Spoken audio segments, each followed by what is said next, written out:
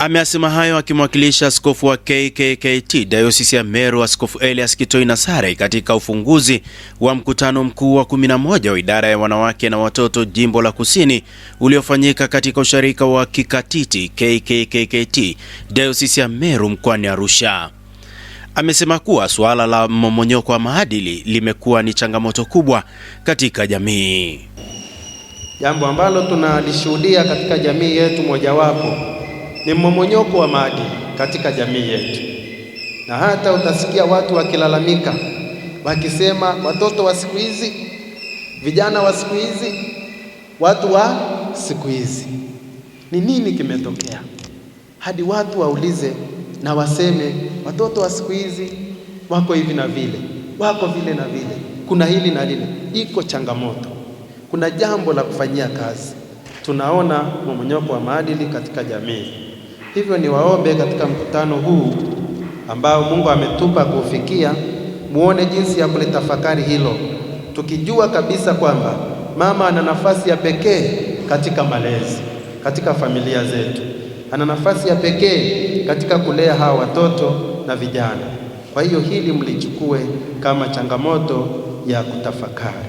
Aidha, amesema kuwa mafundisho potofu yametapakaa, hivyo wanapaswa kutafuta mbinu ya kukabiliana nayo, huku mkuu wa jimbo la Kusini KKKT Mchungaji Zakayo Palanjo akieleza kuwa idara ya wanawake na watoto imekuwa na mwamko mkubwa katika kuifanya kazi ya Mungu. Mafundisho potofu yametapakaa kila mahali.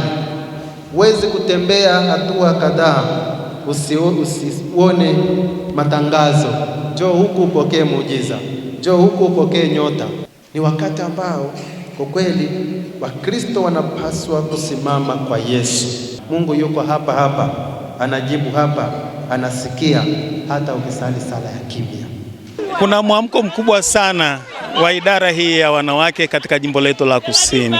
Kwa hiyo wanakaa na kupanga mipango yao ya kimaendeleo, hasa mambo ya kiroho, mambo ya kiuchumi, lakini hata kwenye mambo ya kijamii. Wito wangu mkubwa kwa idara hii ya kina mama na watoto ni kwanza kuhakikisha kwamba jamii hii inavutwa kwa wingi kwenye kanisa la Mungu.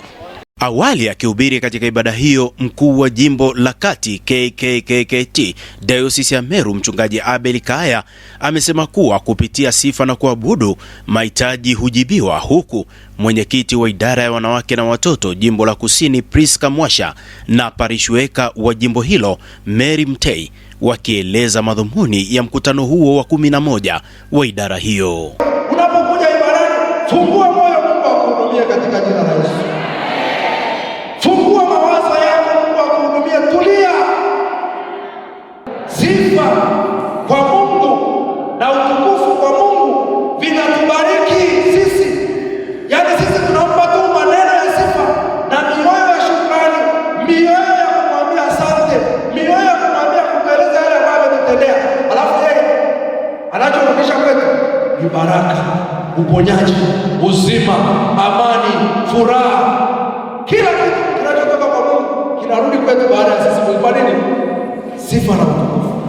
Katika hizi siku mbili ni mkutano ambao tunaleta yale yote ambayo yaliyofanyika kwa miaka miwili iliyopita, maazimio tuliyoazimia, kama tumeyatekeleza au kama hatujayatekeleza na ni kwa sababu gani. Lakini lengo kuu ni kwamba tuyaeleze yale ambayo tumeyatekeleza na tufanye mengine ambayo tumeyaazimia yaweze kutekelezeka. Tunajua baba ni kiongozi, lakini mama akiwa amesimama vizuri katika familia nayo inasimama imara. Tukiangalia pia changamoto zilizopo za watoto, mara nyingi tunaangalia malezi yule kijana aliyopewa tangu akiwa mtoto mpaka wakati huu. Kwa hiyo lengo kuu la mkutano huu wa idara ya wanawake jimbo la Kusini ni kuendelea kuangalia changamoto zilizopo za mmomonyoko huu wa maadili, ili wamama basi wasimame katika nafasi yao, waweze kuwalea wale watoto, ili baadaye tuweze kupata kanisa bora. Tunafahamu ya kuwa ili kanisa liwe zuri lazima lianze pale nyumbani, baba, mama na watoto wakiwa na ushirikiano.